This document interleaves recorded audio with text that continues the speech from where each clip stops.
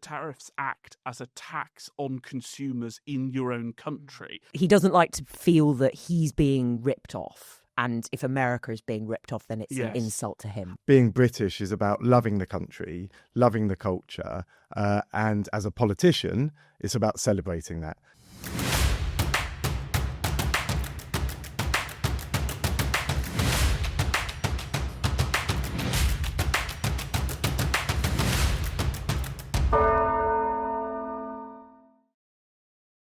Welcome to another episode of The Division Bell. This week we're talking Trump tariff trade and we're joined by Labour MP Mike Tapp. I'm Christian Calgie. And I'm Lizzy Buchan. And this is The Division Bell.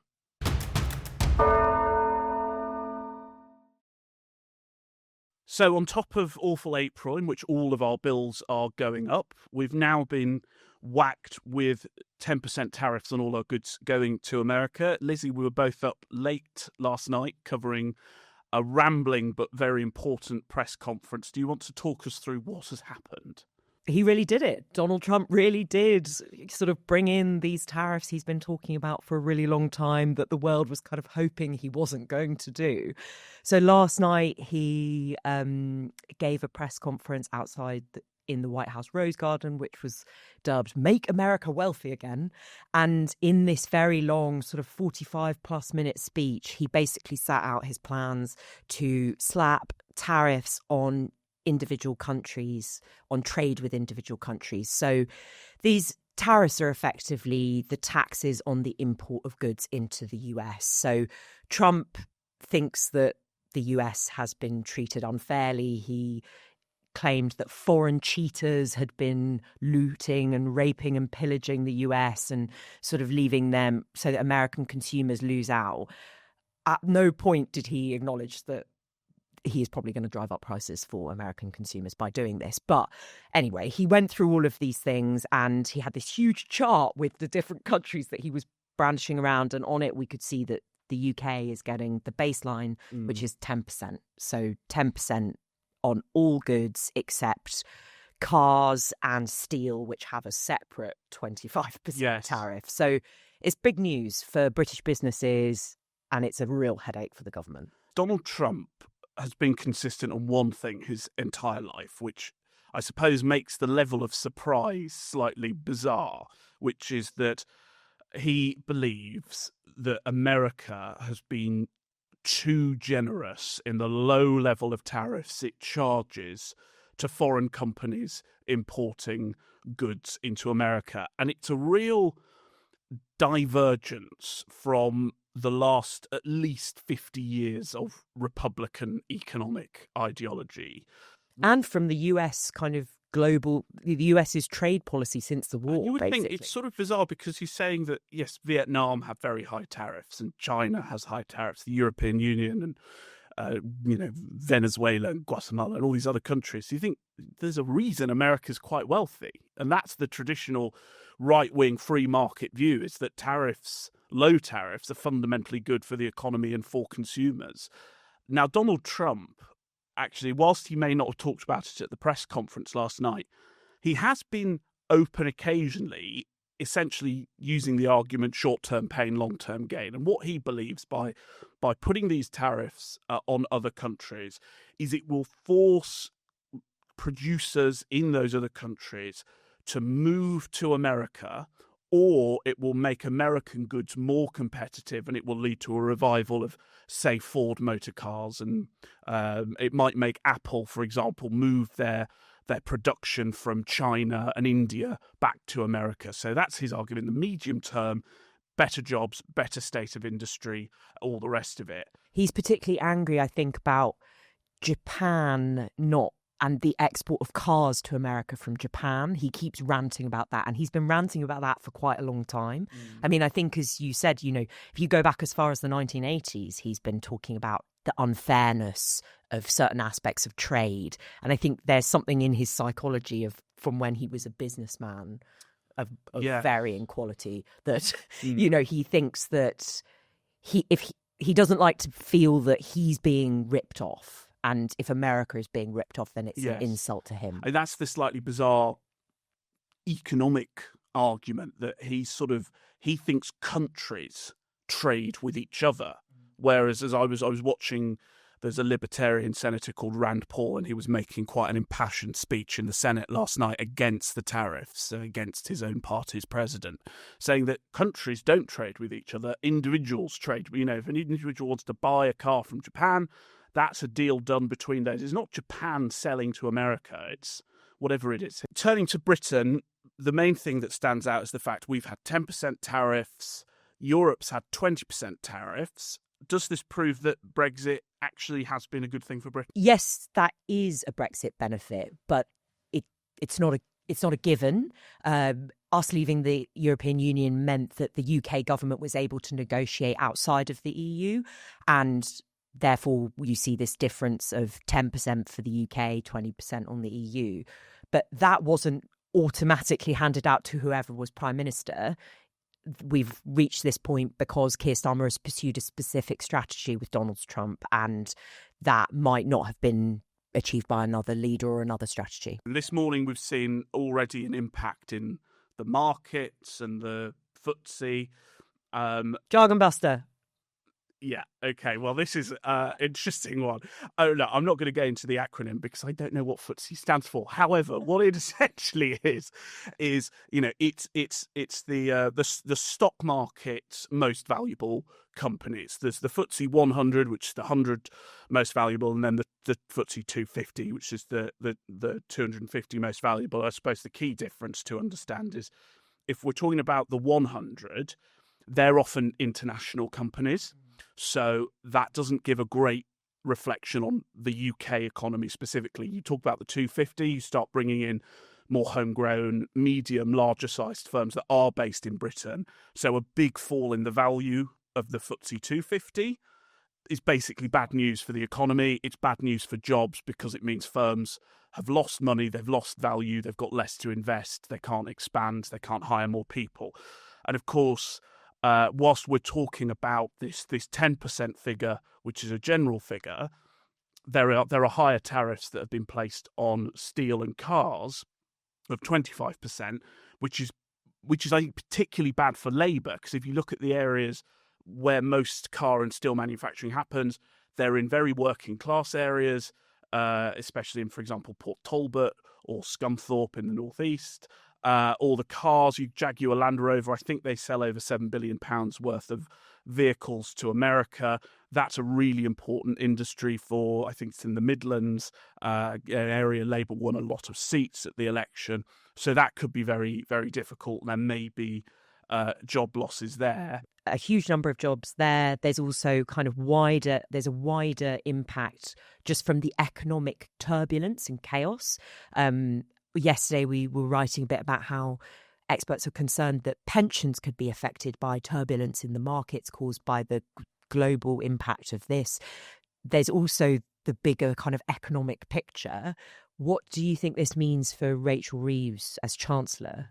Well, last week, obviously, in the wake of the spring statement, we talked about what's referred to as the fiscal headroom, which, as a quick refresher, is the buffer between everything the government spends and everything it raises in tax. And Rachel Reeves, when she first came to power, she did her first budget, she gave herself £9.9 billion. Because of global market turmoil and various other things, that was wiped out. She did a load of cuts, she got it back to £9.9 billion. We were warned by the OBR last week that could all be wiped out with tariffs. So I think there will be the need for either more cuts or more tax rises in her budget later this year. So in talking about retaliatory tariffs, one of the things that everyone's really concerned about is the prospect of a global trade war. But what does that actually mean? Well, in practice, it would mean that Britain or the European Union or China now raise tariffs against American goods in return. In a sort of tit for tat. Exactly. Yeah. And then it just keeps ratcheting up, and Trump goes, well, we gave you half off. That's what he was saying last night. So we could have gone reciprocal. He's learnt this new big word, reciprocal, and he said that's a loss, and he tried to give a definition.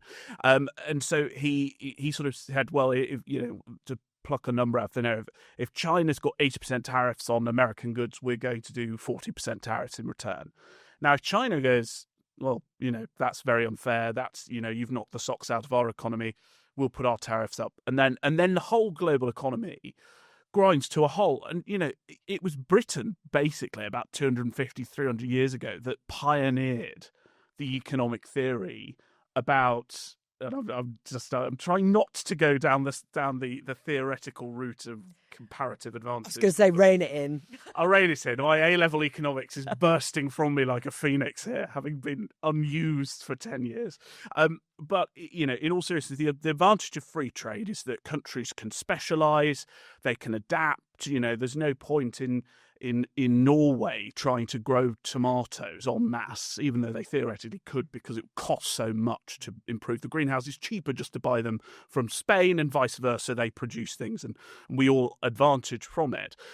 The disadvantage, of course, as we explained with the problem with Trump's tariffs to begin with, is that tariffs act as a tax on consumers in your own country. So whilst politically there's an advantage of doing retaliatory tariffs because it looks strong, it looks like you're standing up for yourself, in reality, it would just mean that Donald Trump's already shot us in one foot. And why would we shoot ourselves in the other just to look strong?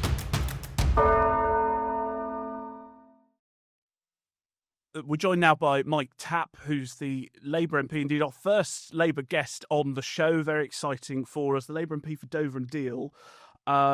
Former army man, also sort of on the front line of the migrant small boat crisis. So lots of very interesting things to talk about. But I wanted to open by observing that, you're pretty in the centre of politics. You're clearly concerned about migration, military spending. You're from a family, I believe your dad was a policeman.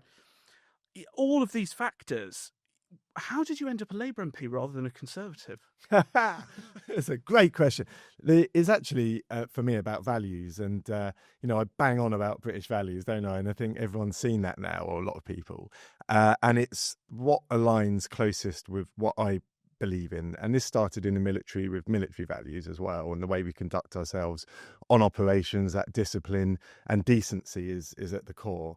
And looking at British values and Labour values, for me, they all came together quite nicely. And it is a really obvious answer that Labour is the place for me. And to be honest, it has been for over a decade. But of course, I haven't been active politically because of my previous roles where I was always very neutral. So, yeah, it's a natural home for me. What you talk about British values, what in 2025 do you think being British means? Yeah, I mean, there's the fundamentals, which is, of course, the rule of law, democracy, equality, fairness, decency, but also firmness. And I think as a nation, that's how we've led on the global stage. And that's why we're such an influence. And I know that's been damaged over the last decade, but we are rebuilding that now. And for me, it's really... being British is about loving the country, loving the culture, and as a politician, it's about celebrating that and not being shy, and I'm really not. One of the things that our listeners, if they're on Twitter, may have seen you most often doing is taking the fight to Reform UK, which is a very interesting niche for a Labour MP to have decided to do. How do you think over the next 4 years Labour is able to fend off the increasing popularity of Reform UK in this country? Yeah, there's a number of elements to Reform. I think there's the sort of protest vote where people have been let down by mainstream politics in many ways, or at least they feel like they've been let down, particularly after 14 years of the previous government. And unfortunately, things don't change overnight. So, in 8 months, people won't see massive changes to their lives. There are small changes, of course, and we're seeing, things like the NHS being repaired. But it does take time. And often with the social media world that we're now living in, people expect and hope to see quicker. So there is that side, but also things like patriotism and immigration are important to people. I was campaigning for 2 years before the election, so I was quite selected quite early. And people on the doors in my constituency care about immigration, and that they're not racist, they're not bad people, they're decent, hard-working folk who want to see the rules stuck to and not exploited, and a secure border, because of course that's fundamental to a nation. But it goes deeper than that. With you can't see a GP. And some might think that's because of high levels of migration. That's controversial, but it's an understandable worry to have. So by fixing the NHS, increasing or fixing the cost of living and increasing money in people's pockets, and of course dealing with immigration's absolutely vital to taking on that threat, I'd say. So it's sort of like tackling the kind of scarcity mindset, the idea that sort of immigration is responsible for the lack of public services, when in fact, actually, if you can fix the public services, maybe that's helpful. It's very helpful. But at the same time, we secure the borders. We must. And we have to have a system in the Home Office that actually functions. We can't have people sat in hotels for years and years, costing the taxpayer millions and millions of pounds. They've got to be processed quickly. So we deport those that shouldn't be here. And of course, as a compassionate, decent nation, we help those that genuinely need it. Do you think the government is on the right track on the sort of strategy for dealing with immigration? Because obviously for our listeners, your constituency is very much kind of on the front line of where a lot of the small boats are arriving across the channel. So you probably see quite a lot of the reality of that on the ground. Yeah. And it has changed. A few years ago, we were getting small boats, dinghies, coming onto the beaches, and then migrants sort of fleeing and then potentially not ever going into the system and entering the black market. Now they're all intercepted because the technology is better and the capabilities are better. But it is still felt because we are the front line of it. So we do need to deal with it. And my view so far, it's only 9 months, 8-9 months. Everything we've done so far on that front has been spot on. So I've worked in the National Crime Agency for a short period, and then at the MOD doing counter-terror work. So I've seen firsthand the difference that being able to bring to bear those counter-terror powers actually makes. So the bill that we're currently putting through, it's just gone through committee stage, will empower the NCA and the Border Security Command and bring in the likes of MI5 so that we don't have to wait until we've got enough evidence to charge. Because often with these sorts of crimes, you have to wait until the crime has happened. But bringing in counter-terror powers means you can disrupt and get to them before the act happens in a similar way that MI5 do with terrorists. You don't wait for them to conduct an attack. So that's all great. It's not the full answer. And I'm convinced that other sort of avenues are on the table. But quite rightly, as a backbench MP, I'm not privy to all of that information. But there is a lot we can do. Do you think there's enough of a deterrent now that Rwanda's been scrapped and we have quite a generous welfare system in place for those who come here illegally? Look, Rwanda, in my view, was not a deterrent. It would have taken 80 years to deport all of those that crossed in that way because the fact is there was only space for 300 there. We only saw 4 go voluntarily. I think the real deterrent comes from a number of things. There's never one answer to these complex issues, are there? But we saw them sound bites, please. Right. Exactly. And that was precisely the issue we had with the Conservatives. They did talk in sound bites. They did want to just use one potential answer, which wasn't viable. Whereas the real answer is take on the smuggling gangs, treat them like terrorists, so it makes it harder for the crossings to happen. But also we've got to look at that processing. Deporting 24,000, record high. I think it's 24% higher than last year. That might be higher now because these are quite new stats. Is significant because that will catch on. That will cut through to those coming over, and it's not you come here and stay in a hotel. Also, the benefits that they receive aren't massive. I think it's about £5 a day. There's often talk in the media around, getting tracksuits or clothing and all this sort of stuff. I've been down to the Western Jetfoil in Dover. I can assure you, and I know I shouldn't swear on the podcast, so I won't. They're not nice. It's cheap. just giving them clothes, because often they'll come off the boats with burns from the fuel mixing with the salt water, and their clothes are damaged and ruined. So it's just having that decency and humanity, which is within our values. But of course, it's not a one-way ticket. People can't come and stay if they're not genuine asylum seekers. In a few moments, I will sign a historic executive order instituting reciprocal tariffs on countries throughout the world. Reciprocal, that means they do it to us and we do it to them. Where are you on trade wars? Should Britain be retaliatory on this, or should we hold out hope that this will pass? My view is keep calm and carry on. I had to get that into the podcast. We've seen Reynolds has been saying keep calm, so I had to add carry on. We've seen a real sort of statesman-like approach from the Prime Minister with international affairs, including our relationship with the United States, which could have been difficult, but actually he's made sure it's not difficult. And I think that's partly why we have been imposed with 10% rather than what others are seeing much higher in some cases. But we are still, in the midst of trade talks, and negotiations are delicate diplomacy. So what we won't see from the government is a running commentary on that. And they'll work hard behind the scenes, and it will be that calm, collected, statesman-like approach to try and get the best deal for this country. Is the fact that we've got 10% and Europe has 20% a sign of a Brexit benefit? Well, it wasn't on the side of a bus, so I'm not sure. Could have been. It's really difficult to say, isn't it? And I don't think any Brexiteers who say that are being genuine, because that is not something that was foreseen. But look, if it is a benefit because of Brexit, then fantastic. I'm not going to sit here and say Brexit's bad, because that is closed. We've done that, and it's about reforming those relationships with Europe. Right, exactly. Thank God. But if it is a Brexit benefit, then hey, that's not a bad thing, is it? And it's about moving on, making sure we've got good relationships with Europe and the United States, and doing what's best for the country.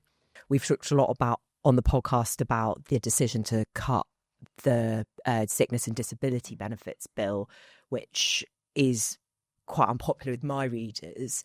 Very popular with ours. Very popular with Express readers. Well, I mean, there's a question about whether, is that a Labour policy? Maybe that's why the Express readers like it and mine don't. What's your view on that? For me, there's the economic argument. I'm not an economist, so I focus more on the moral argument with this. And I don't think it's fair that people are trapped in a welfare net. And the fact that it's called a net says a lot, doesn't it? So this is giving people a ladder out, and it's ensuring that those that can work have the opportunities to work. A lot of people with disabilities are very able, and we need to assess abilities as well as disability and ensure that if you can work, you are. And that's morally right, not just for the country, but also for those people.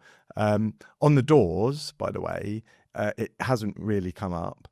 In emails, we've had a bit of an influx at the beginning, but the majority of those aren't people who are impacted by it. It's more the principle of it that they might not like. So what I try and do as an MP, and I think others do as well, is you'll look through and see who needs help. And it's not many. And then those that do, your team and the MPs sit down with them and work out if there's other levers to pull to assist, essentially. One of the things the benefit cut has gone towards is defence spending. Yes. Which will be close to your heart. Do you want to just give our listeners and our viewers a quick rundown of your military past? Yeah, so I served with the Intelligence Corps. I deployed on 3 operations, so Iraq once and Afghanistan twice. At that point, I thought, well, how can I continue my service? And ended up with the National Crime Agency. And for me at that point, that was my career set. But an opportunity came up with the MOD to go and do some counter-terror work because of a crossover in one of the operations. And then I stayed there for 5 years. And then politics. So that's a really quick rundown of my career. Much more brutal and dangerous. A hell of a lot more dangerous. Indeed. So the government's increasing defence spending. Is 2.5 really enough given the global problems that we face? I think collectively across Europe, yes, at this point. Of course, we've looked to go further to 2030 in the next parliamentary term, isn't it? And that I think is important. But the fact is, we have inherited a difficult fiscal picture. So, finding the money to put into defence has been difficult. We've had to make some, pretty tough trade-offs, really, because foreign aid spending is also important for global security. And this is where we have to make sure it's in the right places that we cut that. For example, Gaza and Ukraine need to continue to get the support, and they are. But we do need to build and modernise our military, but so do the rest of Europe and NATO. And which is why I'm really pleased to see Keir Starmer leading on that front as that sort of bridge between the Europe and the United States, and putting pressure on others to build as well. Trump is right that Europe hasn't been pulling its weight on defence spending, isn't he? He is. Yeah, I think he's right. Yeah, and that's why it's the right thing for Keir Starmer to do and to lead on this across Europe. A recent YouGov poll found that only 11% of Gen Z would be prepared to fight for their country. As somebody who's obviously served in the military, what would your message to them be? Yeah, I mean, I understand why there's a reluctance when you ask that question, and it's not a reality, and that might well change, of course, if it became a reality. But what I would say to young people is the military is a fantastic career. You get to form those friendships that will last forever. You get to travel the world. There's massive sporting opportunities as well, which is really good fun. And, a lot of them actually become professional off the back of that. And Fred Thomas, by the way, one of the other Labour MPs, was a great boxer in the Royal Marines. So that's worth looking at. But also you get to serve the country. And this country, is an incredible nation, and it's given us as citizens a lot, and it's given the world a lot, as the way we've led. So serving your country gives you a lot of pride, and I encourage people to do that. Do you think there's something more that the government needs to do in giving young people a sort of stake in society? I don't know. I think they've had a lot of young people have had a tough gig, haven't they, with COVID and recessions that they've had to live through, and of course war in Europe, which is unnerving, isn't it? So I think they've had a hard ride, and as the cost of living improves and our place in sort of world standing improves, then people sort of grab onto that pride more. I don't think it needs to be a concerted effort. I think just by improving the nation will increase the love for it and that desire to serve. Mike, thank you so much for joining us. It's an absolute pleasure. Thanks for having me. It's good fun.